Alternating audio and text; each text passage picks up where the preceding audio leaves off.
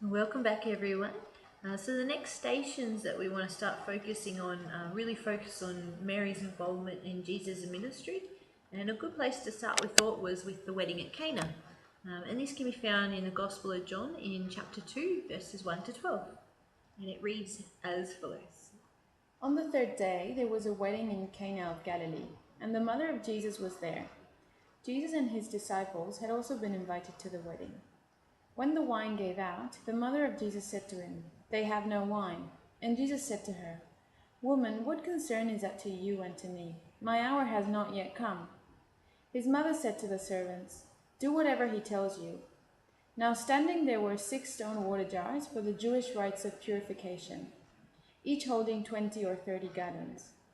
Jesus said to them, "Fill the jars with water." And they filled them up to the brim. He said to them, "Now draw some out and take it to the chief steward." So they took it.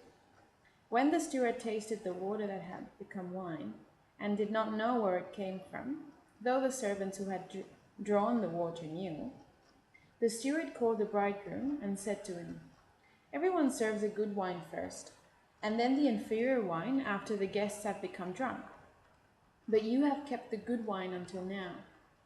Jesus did this, the first of his signs, in Cana of Galilee, and revealed his glory, and his disciples believed in him. After this, he went down to Capernaum with his mother, his brothers, and his disciples, and they remained there a few days. Thank you, Safina. So the wedding in Cana is a beautiful reading to see through Mary's eyes.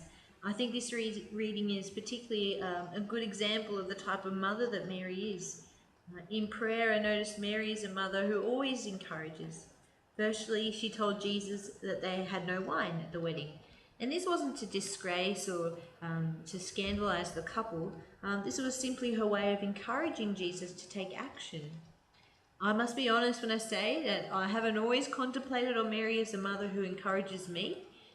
But when I asked Mother Mary in prayer why she has a heart of encouraging, why does she want to do this? And I understood her saying that she wants to see her children grow and be all who they were meant to be, free and alive, knowing their identity as being children of God. But the other part of this reading that I also found striking, that could be easily missed, is that after that incredible encounter with Jesus, Mary and his friends and the disciples went to Capernaum together for a few days. And I sort of see this as a time of debrief, or to break open the experience. With Mother Mary's encouraging heart, I see that she would have really valued the experience of Jesus and the disciples in that moment, just as it was a sign that encouraged the disciples to see Jesus' glory and to believe in him. So too, it was perhaps the loving push that Mary gave. It really encouraged the disciples to this belief. So I know that when I have a striking experience and I really want to speak about it and process it and really engage in the experience. So I believe Mother Mary also had this in mind, and that she wanted to make sure that this encounter really meant something for the disciples and for Jesus. She was the great encourager. Yes, Teresa, that's right. And I guess what stood for me also was Mary's statement, "They have no wine." This is something a mother who feels for others would say. It's also something that a person who gets actively involved versus being a passive spectator would say to someone who she knows can help. Mary invites Jesus here to assist, and is in a way inspiring him to take action in his mission. So when I prayed about this, I asked myself, if Mary were telling me they have no wine, who would she be talking about? Or who would she be inviting me to help? Or on the flip side, in what aspects of my life do I lack wine? Then another moment that stages Jesus' ministry is in John 8, verses 1 to 11, when he faces the adulterous woman, which reads, While Jesus went to the Mount of Olives, later earlier in the morning, he came again to the temple. All the people came to him, and he sat down and began to teach them. The scribes and the Pharisees brought a woman who had been caught in adultery, and making her stand before all of them, they said to him, Teacher, this woman was caught in the very act of committing adultery. Now in the law of Moses, it commanded us to stone such a woman. What do you have to say?" They said this to test him, so that they might have some charge to bring against him. Jesus bent down and wrote with his finger on the ground. When they kept on questioning him, he straightened up and said to them, "Let anyone among you who is without sin be the first to throw a stone at her." And once again he bent down and wrote on the ground. When they heard it, they went away, one by one, beginning with the elders, and Jesus was left alone with the woman standing before him. Jesus straightened up and said to her, "Woman, where are they? Has no one condemned you?" She said, "No, sir." And Jesus said, "Neither do I condemn you. Go your way, and from now on do not sin again." Neither do I condemn you. Go your way, and from now on do not sin again.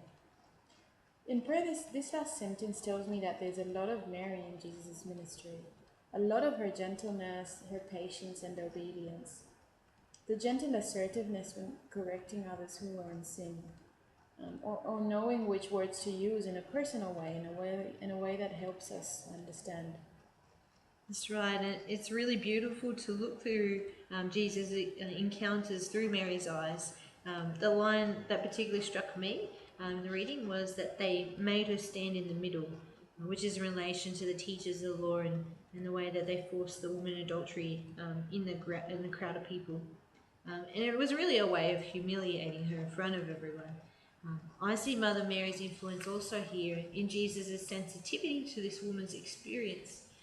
Jesus is not appalled or scandalized by the woman, but he also calls her to an expectation, and that's to not sin again. So I imagine Mother Mary probably heard of these encounters and different moments in Jesus' ministry through the word of mouth and other people sort of speaking about them. Everything Jesus did was for everyone to see. He brought the truth to light. And as a mother, she would have known what Jesus was doing was difficult, as it was against what society's ideals and expectations were. But it was very good. We can look to Mary as our mother also, encouraging us to do good also when it's difficult. Yeah, thank you, Teresa. Now, let's spend some time with this reflection, and when we come back from the break, we'll continue with a new station on An Hour is Mary. Hablamos pronto.